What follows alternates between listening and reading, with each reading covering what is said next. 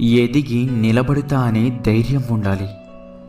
మనం చెప్పే సమాధానం కన్నా కాలం చెప్పే సమాధానమే సరిగ్గా ఉంటుంది.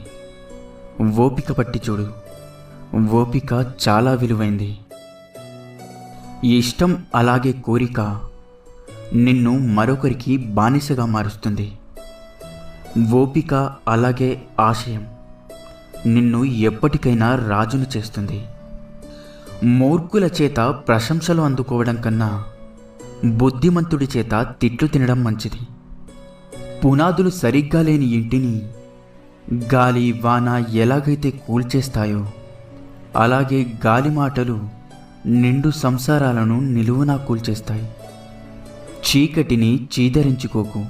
కొన్ని ఆలోచనలు అలాగే ఆవేశాలు మస్తిష్కంలో మెరిసేది చిమ్మ చీకటిలోనే. అల వచ్చినప్పుడు